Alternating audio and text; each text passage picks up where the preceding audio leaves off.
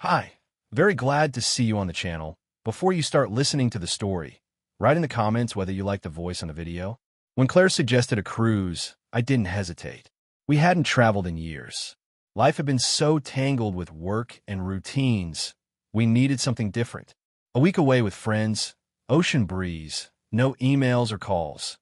What could go wrong?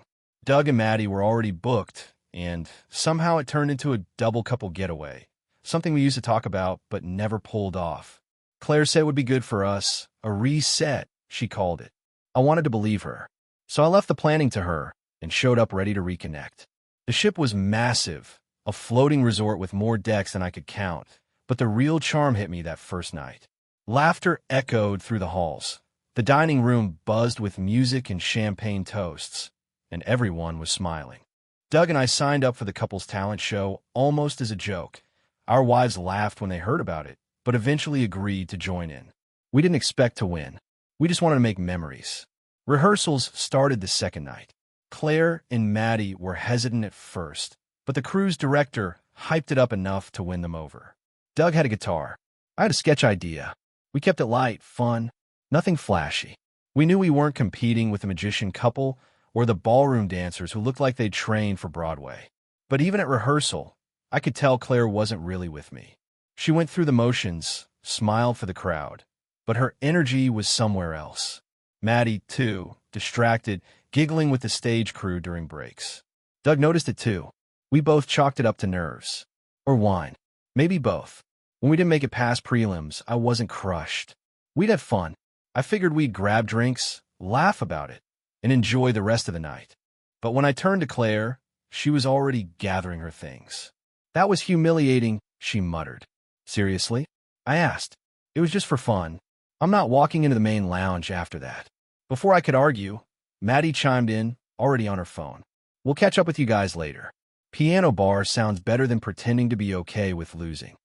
Doug and I watched them walk off together, heels clicking down the hallway.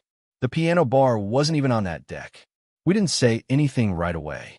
Just stood there for a moment in the empty dressing room. The energy from the rehearsal still in the air, but already fading. You feel that? Doug finally asked. Yeah, I said quietly. Something's off. Later that night, I sat on the balcony, watching the waves roll by in the dark. Claire hadn't come back to the room. She texted around midnight, said she was hanging out with Maddie and some of the performers. Said she didn't want to kill the vibe by heading back too early. That phrase sat with me. Kill the vibe. Since when was I the buzzkill? I wanted to trust her. I really did. But something inside me stirred. Not anger. Not even suspicion. Just unease. She didn't hold my hand during dinner anymore. Didn't ask about my day. Didn't look at me the way she used to. I dismissed it for months as stress, routine, marriage fatigue. But now, in the quiet of the sea, I wondered if I'd been ignoring something louder than I wanted to hear. The next morning, we had brunch with Doug and Maddie. She looked hungover, but cheerful. Claire wore sunglasses, even indoors, and laughed too loudly at the cruise comedian's joke. They were acting like they'd just come back from a spa, not a bar crawl that lasted past 2, and Doug leaned over and whispered they were gone all night. I nodded. I know. We didn't say anything more, but the mood had shifted. Later that afternoon, during a trivia game in the lounge, Claire left again. Need to check out the boutique, she said, already halfway out the door. Maddie followed a few minutes later. Neither came back. Doug and I just stared at our untouched answer sheet. That night, we didn't go to the show. We wandered the ship instead. Down unfamiliar hallways, past employee-only signs, deeper than any guest usually went. Doug kept saying, just want to know where they're actually spending all this time. I didn't argue. We found ourselves near the performance wing, a hallway of dressing rooms and back entrances. The lights were dim. No one around. And that's when I saw it. Claire's scarf. Bright red. The one I bought her in Charleston. Hanging from a rigging hook near the lighting panel. A place she'd never have a reason to be. A place she couldn't have ended up by accident. Doug froze. I didn't breathe. The sound of muffled laughter came from one of the dressing rooms down the hall. He moved first. Quiet steps. I followed. We didn't know what we were about to see. But something in us already did. We moved down the hall slowly, neither of us saying a word. I could hear my heartbeat in my ears, feel the stiffness in my arms. Doug was a step ahead, his jaw clenched so tight I thought he might crack a molar. The laughter behind the door came in waves, muffled but unmistakable. Not casual, not polite. That kind of laughter doesn't happen with strangers. It happens when you're comfortable, too comfortable. The dressing room door was slightly ajar. There was a faint glow coming through the crack, enough to make out movement. Doug raised his hand and paused, like he was waiting for something, maybe a last sliver of hope that this wasn't what it looked like. I felt that same hesitation crawling up my spine. This was the moment, the line we couldn't uncross. Doug pushed the door open. I don't know what I expected, but it wasn't the full punch of it. Maddie, sitting on the makeup counter, her blouse open, her arms around the cruise comedian like it was a reunion, not a betrayal. Claire across the room, locked in with the pianist, shirtless, laughing, her hand on his chest. They froze. All of them. Tom didn't slow down. It just shattered. Claire looked at me, eyes wide, mouth parted. I couldn't even describe the expression. It wasn't guilt. It wasn't fear. It was annoyance, like I'd interrupted a private moment and ruined her fun. Doug didn't speak. He stepped back from a door, shook his head once, and turned. I followed. We didn't slam the door. We didn't yell. We didn't give them the satisfaction of seeing US break. We just left. It felt like our silence echoed louder than any outburst ever could. We walked until the hallway turned into a stairwell, then kept walking. No words, just the sound of our footsteps and the thud of betrayal sitting heavy in both our chests. We stopped on deck 7 by the railing. The ocean stretched out like it didn't care what we'd seen. Doug finally spoke. "I'm going to kill him." "No," I said. "Let them dig their own graves." He looked at me like I was speaking a foreign language. "I'm serious," I said. "They want drama. They want to turn this into a mistake. An accident. Something we can forgive later." Doug scoffed. "You're telling me you were just going to let this go?" "No," I said. "I'm going to make sure they never forget it." That night, we didn't go back to the room. We stayed up top, sitting in silence while the ship drifted through the dark. I replayed every memory of Claire from the last year. Every moment that hadn't felt quite right. The late nights. The phone flipped upside down. The way she stopped calling me babe and started calling me hey. I thought we were in a slump. I thought I needed to try harder. But now I saw it clearly. She wasn't tired. She wasn't distant. She had already left. She just hadn't told me. The next morning, Claire waltzed into breakfast like nothing happened. She gave me a tight smile, kissed my cheek, and poured coffee like we were still playing house. Maddie followed, sunglasses on, chewing gum like she was bored of the entire cruise. Doug sat across from me. I could see it in his face. He was holding back everything. I nodded once, a silent agreement. "Not here. Not now." Claire leaned in. "We're thinking spa day today. Just the girls." I looked up slowly. "You sure you want to be seen in the daylight?" She blinked. "What's that supposed to mean?" "Nothing. Just thought you'd be sore from last night's performance." Maddie froze mid-sip. Doug chuckled once. It wasn't a happy sound. Claire narrowed her eyes. "You're in a mood." "Yeah," I said. Must have caught something in the dressing room air. I stood and walked out. Doug followed. They didn't chase us. By noon, we were sitting at the edge of the main deck, away from the pools, away from the crowds. Just quiet space where two men who had been made fools could breathe again. "I want to do something," Doug said. "Something big. I already have an idea." He looked over. "What?" "Talent show finals are tomorrow night, right?" He nodded. "Yeah. We still have access to the stage and the projector." Doug's eyes narrowed. "Go on. We surprise them. Volunteer for an act. Make sure they don't see it coming." He leaned forward. "What kind of act?" I grinned, but it didn't reach my eyes. The truth. That night, I spoke with a lighting tech. Said we were doing a tribute duet. Asked if we could submit our own visual for the backdrop. He didn't care. Said just give him the file by noon tomorrow. Doug handled the slideshow. I went back to the dressing area. No one was around. I found the hallway cam. Pulled the footage. It wasn't graphic. Just enough. Them sneaking in. Laughing. Clothes out of place. More than enough. We didn't sleep much that night. But for the first time in days, we weren't angry. We were ready. We didn't speak much that morning. There wasn't much left to say. Doug and I had crossed the line between shock and clarity. What came next wasn't about revenge. It was about truth. and it was time everyone on that ship saw it. The final round of the talent show was scheduled for 8 p.m. in the main theater. Full house, cameras, cruise staff, passengers in cocktail dresses and vacation suits. The same stage where Claire and Maddie had laughed at us for losing. Now would be the stage where we stopped pretending. After breakfast, Doug and I split up to handle the final details. I went back to the ship's tech office to hand in a USB with the slideshow. No one asked questions. The technician barely glanced up. "Got it," he said, sliding it into a folder with other scheduled visuals. "You guys are the surprise act, right?" I nodded. "Good. We could use something different tonight." If only he knew. I spent the afternoon walking the outer deck alone, watching the water move without concern, endless and unknowable. I thought about how far Claire and I had come, or how far we hadn't. We used to talk about building something together. A life, a family, stability. But somewhere along the way, I became a placeholder. The dependable one. The routine she needed until excitement called her somewhere else. I blamed myself for a while. Maybe I got too comfortable. Maybe I wasn't enough of a thrill. But standing there now, wind cutting across my face, I realized none of that justified betrayal. Loyalty isn't a reward for being entertaining. It's a choice, a principle. And she tossed it like it was loose change. I met up with Doug around 5. He was sitting at the edge of the shuffleboard court, his usual drink in hand, untouched. "You sure about this?" he asked. "Once we do it, there's no coming back." "I'm not coming back," I said. "That part of me's gone." He gave a tight nod. "Then let's finish it." We got dressed early. Suits. Nothing flashy, just clean and classic. No one suspected a thing.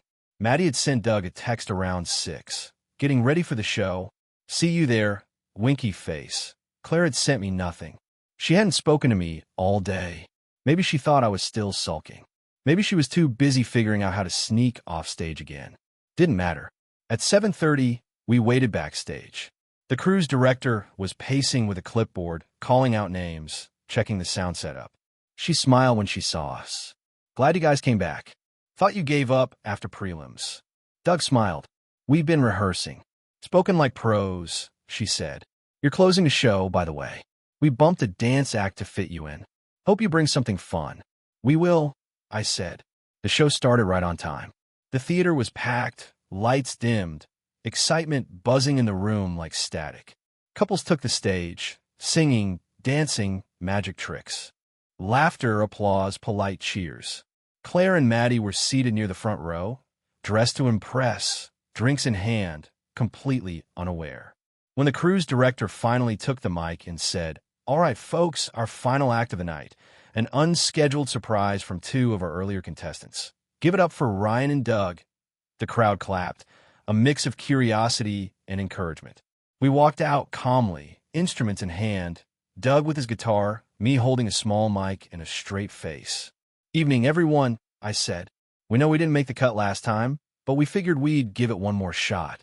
This one's called Two-Faced Honeymooners. Hope you like it." Doug strummed the first few chords. I began to sing, the tone light but laced with meaning. The lyrics were simple at first, about trust, laughter, and how things can look perfect on the outside. Then came the shift. A verse about lies whispered backstage, about scarves hung in places they don't belong, about music not played for the crowd, but for someone else's attention. And as the chorus hit, Doug's voice joining mine, the screen behind us came to life. First, the hallway footage. Maddie and Claire walking with the performers, giggling, heads low. Then the door. Then the dressing room entrance. No audio. No faces doing anything explicit, but enough. The crowd went quiet. A few gasps. A stunned hush fell over the theater. Claire shot up from her seat. Maddie followed, hand to her mouth. The musicians from backstage weren't in the crowd anymore, probably hiding behind a door or below deck. Doug kept playing. I kept singing. We didn't miss a beat. We weren't there for applause. We were there for truth. As the final notes rang out, we stepped back from the mics, letting the silence speak louder than anything we could have said. The screen faded to black. Then came the eruption. The crowd clapped, whistled, laughed. Some stood up. Others just stared in stunned silence. Claire and Maddie stormed out, pushing through the aisle with their heels clicking like gunshots against the floor. The cruise director tried to recover, but the audience was already buzzing. Someone handed us drinks as we walked off stage. A man clapped Doug on the back. A woman winked at me and said, "Good for you." It wasn't revenge. Not really. It was just the truth. Finally given a mic. We walked off that stage to a wave of noise, applause, gasps, even a few cheers that broke through the stunned silence like cracks in a frozen lake. Doug and I didn't look back. We didn't need to. We knew exactly what they'd seen, what they couldn't unsee. For once, we didn't have to raise our voices. The truth did the talking for us. Backstage, the cruise staff didn't say much. Some looked uncomfortable. Others gave us a nod of quiet respect. A junior technician gave us a quick thumbs up, mouthing, "That was wild," as we passed. We kept walking until we hit the hallway near the bar. Then we stopped. Doug leaned against the wall and exhaled like he'd been holding his breath for days. "Well," he said, "that happened." I let out a breath through my nose. Sure it did. We didn't laugh. Not yet. The air between us still carried too much weight. But something had shifted. The heaviness we'd been carrying for days, the questions, the doubt, the pressure to hold it together. It was gone. Not replaced with joy. Not yet, but with something else. Release. The bartender recognized us as soon as we stepped up. "You guys were in that talent show tonight, right?" Doug smiled. "The one with the slideshow?" "Yeah, that was us." "Drinks are on the house," he said, sliding 2 glasses across the counter. "Captain's orders." We both looked at him. "Seriously?" "Word travels fast on a ship," he said. And that wasn't just a performance. That was justice. We clinked glasses. Didn't even ask what it was. For the next hour, we sat by the bar as people passed by with sideways glances, hushed whispers, a few bold compliments. Couples who'd barely looked our way earlier in the cruise suddenly stopped to talk. Strangers called us legends. One guy even asked if we had merch. Doug said we'd get back to him. But beneath the attention, there was something quieter growing inside me. Peace. Not happiness. Not yet. But peace. I had done what I came here to do. Not for revenge. Not to destroy Claire. But to stop hiding. To stop swallowing silence like it was loyalty. Claire didn't come back to the room that night. No surprise. When I finally did return, her suitcase was gone. Half the closet empty. The scent of her perfume faint in the air. But I didn't feel panic. Just a strange quiet. I took off my shoes, lay back on the bed, and stared at the ceiling. She had made her choice. And now I was making mine. The next morning, the ship felt different. Lighter. The sky was clear, the ocean calm, and breakfast actually tasted good. Doug showed up in sunglasses, already sipping coffee like he'd just went jackpot. I raised an eyebrow. "Slept like a baby," he said. "Alone." He smirked. "Not sure I'm ready for that part yet. But let's just say, I wasn't crying in the bathroom." We ate on the upper deck, watching the wake stretch behind the ship. People were still whispering. Word of the performance had made it into the ship's newsletter. "Unscheduled surprise, act steals the show." No names, but everyone knew. I checked my phone. One unread message. "Claire, you humiliated me. In front of everyone. We need to talk." I didn't reply. Not because I didn't have things to say, but because I'd already said them. In front of hundreds of people. With no stuttering, no doubt, no chance for her to twist the narrative. That chapter was over. Doug leaned over. "She text you?" I nodded. He shook his head. "Same." Maddie tried to say she didn't technically cheat. Just made a bad judgment call. "Funny how the story changes when there's a spotlight," I said. We spent most of that day doing what we hadn't done since boarding. Enjoying ourselves. We hit the gym, booked massages, even entered a cornhole tournament. People kept stopping us to talk, laugh, offer drinks. One woman said, "Thank you for saying what so many people are too afraid to." I didn't know what to say. I just nodded. That night, we had dinner at the captain's table. Another surprise. A gesture, we were told, to recognize guests who brought something special to the cruise. Doug raised a toast. To honesty, he said, and to never letting anyone make you feel small again. I clinked his glass. To finally seeing things for what they are. After dessert, we sat by the railing again, watching stars flicker over the water. "You think he'll try to fix things?" Doug asked. "Maybe," I said. "They'll say we embarrassed them." that we could have handled it differently. But we didn't, he said. No, we didn't. And for the first time in a long time, that didn't feel like a failure. It felt like freedom. The morning after the show, I woke up without the usual weight on my chest. No racing thoughts. No fake rehearsals of conversations I'd never actually have. Just the sound of the sea brushing against the hull and the faint buzz of room service carts outside the door. Claire still hadn't come back. Her side of the closet remained half empty, the hanger from her red scarf swinging slightly like it hadn't made peace with being left behind. I brewed coffee, stepped onto the balcony, and watched the horizon. The sun was just cresting, painting gold across the water like it had no clue what happened the night before. The calm almost felt fake, manufactured, but I knew better now. I knew how fast things could shift. Around 10, my phone buzzed again.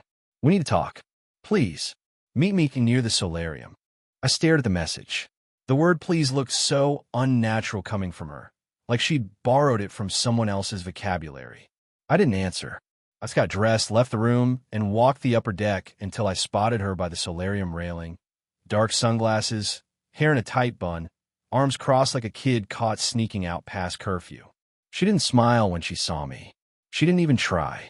You made a scene, she said. Just like that. No apology. No how are you. No acknowledgement of the damage she caused. Only the fallout that landed on her. I kept my voice level. You made a choice. I just gave a microphone.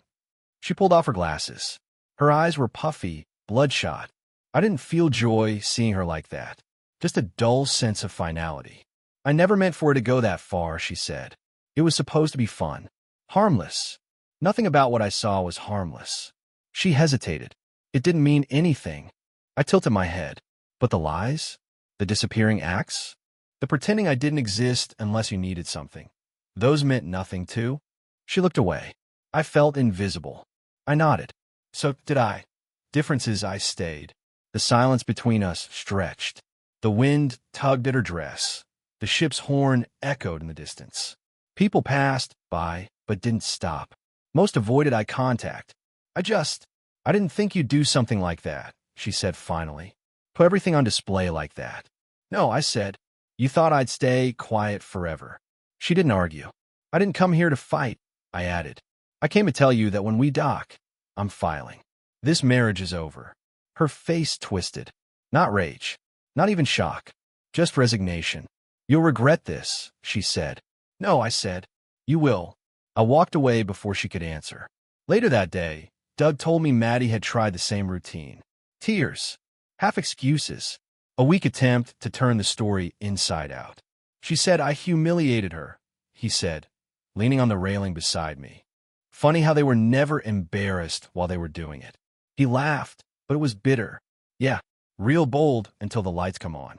The cruise staff kept their distance. Word had spread, but nobody interfered. In fact, most of them treated us like unofficial VIPs. Free drinks. A quiet nod here and there. Even a magician from Night One gave us a slow clap when we passed him by the pool. That evening, we were invited to the upper lounge for an informal thank you gathering. It wasn't official, just a collection of guests who wanted to talk, shake our hands, share their own stories. Older couples. A few younger guys. One woman said, I caught my ex cheating at his cousin's wedding. I wish I'd had a microphone like you did. Doug handed her a drink and said, Next time, bring a guitar. We laughed, but deep down I was realizing something. This cruise started as a vacation. It turned into a nightmare. And somehow, through the wreckage, I found a version of myself I hadn't seen in years. Confident, steady, done being small for someone else's comfort. As the sun dipped into the water again, Doug turned to me. You think they're going to recover from this? I thought for a second. Maybe. People have short memories. Online drama fades fast. But not for us, he said. No, I agreed. Not for us. He held up his glass. To knowing who you are, and not letting anyone take that away again. We clinked glasses. To never shrinking again, I said. And for the first time in a long, long time, I meant it. The final morning of the cruise came faster than I expected. There was no dramatic music, no cinematic sunrise, Just the familiar grind of suitcases being rolled down hallways and muffled voices in the distance as people prepared to disembark. I stood by the window in my cabin, watching the coastline come into view, a gray strip of reality on the horizon. The vacation was over, but this wasn't the end. It was a beginning. Claire didn't come back to the room, not once after our talk by the solarium. Her things were already gone when I returned the night before. There was no note, no apology, no final plea. Just her lingering perfume on the pillow and a silence I didn't feel the need to fill anymore. Whatever she had to say, she'd had her chance. Doug and I met at the cafe on deck 5, grabbing one last round of espresso before the line to get off the ship wrapped around the atrium. He looked rested for the first time all week. There was a weight off his shoulders, and I realized I felt it too. The tension in my chest, the one I used to think was just stress, was gone. It had been replaced by something new. Focus. You ready? He asked, sipping from the tiny cup. I nodded. More than I've been in years. We sat there for a while, watching families rush around us, couples argue over boarding passes, kids bouncing with energy as if they hadn't been at sea for 6 days. There was something surreal about it, like we'd lived a lifetime on that ship, and everyone else had just been on vacation. They're going to tell people their version, Doug said. Try to flip it. I know. He looked at me. You care. I shook my head. The people who matter already know. The rest? Let them talk. Disembarkation was slow, as expected. Lines, announcements, crew members directing traffic like airport staff during a storm. Claire was nowhere to be seen. Neither was Maddie. I figured they wanted to avoid us, and for once, I was thankful for that. There was nothing left to say that hadn't already been sung on stage with a slideshow behind it. By noon, we were back on land, bags in hand, sun hotter than it had been all week. Doug's sister picked him up first. They hugged like brothers who hadn't seen each other in a decade. He looked back once before getting in the car. You call me when you file. I will. And hey, no going soft. I smirked. Not a chance. I took a cab home. The city felt different, even though nothing had changed. The same roads, the same intersections, but I was seeing them with new eyes. Eyes no longer clouded by excuses or guilt. When I walked through the door of our apartment, the silence greeted me again. But this time it wasn't cold. It was calm. I dropped my bag, looked around, and felt no urge to check for Claire's things. I knew what I had to do. That afternoon, I made 3 calls. First, to a lawyer. Second, to my parents. Third, to myself. That one wasn't out loud, but it was real. A promise I made standing in front of the mirror. I wouldn't let this define me, but I wouldn't erase it either. It happened. It hurt. It woke me up.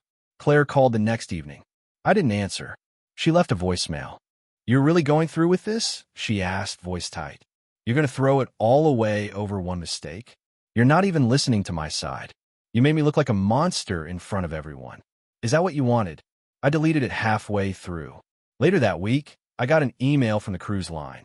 A short note thanking us for our memorable performance and offering a future credit for exceptional engagement. I forwarded it to Doug with a single line. When's our next tour?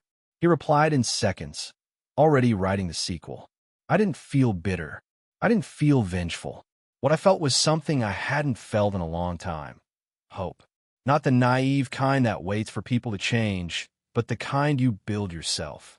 Day by day, step by step, I went back to the gym, started running again, cleaned out the apartment, cleared the shelves of anything that didn't belong to the man I was becoming. When I opened the closet and found Claire's old concert tickets, I threw them out without hesitation. I didn't need reminders. I had truth. I had closure. I still think about that moment backstage, Doug tuning his guitar, me holding the mic, both of us knowing we were about to throw everything on the table. We didn't hesitate, and I won't start now. This wasn't just about a broken marriage. It was about reclaiming myself, and I wasn't giving that up for anyone. Filing for divorce wasn't dramatic. No courtroom with gas from the gallery, no slamming of doors or shouting across mahogany tables. It was paperwork, meetings, a few signatures that felt bigger than they looked. But even in the quietness of the process, I felt something shift inside me the moment the clerk stamped that first set of documents. I was no longer stuck in her story. I was writing my own now. The lawyer I hired, Melissa, didn't waste time. Sharp, direct, calm in a way that made you feel like she had already handled 36 worst cases that week. I laid it all out for her. The show, the footage, the weeks of distance, the phone logs, the messages Claire had left since. She listened without blinking. "She'll play the victim," Melissa said, flipping through the folder of evidence I handed over. "They always do when the image matters more than the truth." "She already is," I said. "She's been reaching out to friends, telling them I blew up our marriage because I couldn't handle rejection." Melissa nodded, jotting notes. "She'll try to reframe the narrative, turn a pattern of betrayal into one emotional misstep. She'll say you embarrassed her instead of admitting she lied. The good news is, people remember public truth louder than private spin." A week after I filed, Claire responded, through a lawyer. Her reply came with a formal tone, a request to discuss property and reputational harm. According to the letter, she had suffered significant personal and professional backlash as a result of Ryan's actions on the cruise. She was now claiming emotional damages. I sat back in my chair reading it, almost impressed at the rewrite. Doug texted me the same morning. "Maddie's doing the same. Says I blindsided her, ruined her credibility. Wants to negotiate fairly." I replied, "Did fairly include backstage lighting rigs?" He sent back a laughing emoji. "Then we got this." At our first joint mediation, Claire didn't speak much. Her lawyer did most of the talking, emphasizing how this entire situation could have been resolved privately and that his client was willing to move forward amicably, provided certain conditions were met. Melissa didn't blink. "We're not negotiating with memory loss," she said calmly. "Ryan supported her career for years. Financially, emotionally, logistically. He didn't just pay bills. He filmed content, scheduled shoots, coordinated travel, and kept everything running. He helped build the brand she now claims is damaged." Claire shifted in her seat, arms crossed. "She wouldn't meet my eyes," Melissa continued. "And let's not forget the footage, the witness accounts, and the message history. Her narrative is not supported by facts. If she wants to avoid further public exposure, we recommend she accept a clean, quiet split. No alimony, no compensation. She walks away with what she brought in. That's already generous." There was a beat of silence before Claire's lawyer cleared his throat and asked for a break. In the hallway, I leaned against the wall, staring at a framed photo of a mountain range. Claire stepped out a minute later. "Alone. You really think you're the hero in this?" she asked. "No," I said. "Just not the liar." She exhaled hard. "You humiliated me. You betrayed me. I made a mistake, no. You made a decision. Over and over. You chose you. Now I'm doing the same." She shook her head, maybe trying to summon tears. But I didn't buy it anymore. I had seen the truth, lived in it, cleaned it up. A week later, we signed the preliminary agreement. She would keep her apartment, her car, her equipment. No pavut, no shared assets, no more name on my accounts. The silence afterward wasn't sad. It was peaceful, like finally stepping out of a room that smelled like smoke for so long, I didn't realize I was choking. Doug and I grabbed lunch the day it all finalized. He raised a glass to me across the table. "So you're free," he said. I nodded. "Clean cut. She'll spin it," he added. "Let her. You feel different?" "Yeah," I said, like I finally took my name back. We sat there a while, no rush, no pressure. Just two guys who had been through hell and walked out the other side. When I got home that night, I looked around the apartment. It was cleaner now, lighter. My name was back on every bill. The spare key had been changed. My playlist echoed through the speakers for the first time in months. There were still boxes I hadn't unpacked, but I wasn't in a hurry anymore. I'd already unpacked the hardest thing of all, who I was when I stopped carrying someone else's lies. Thank you for listening to the end. I hope you enjoyed it very much. Don't forget to give a like and tell us in the comments what you would do in such a situation.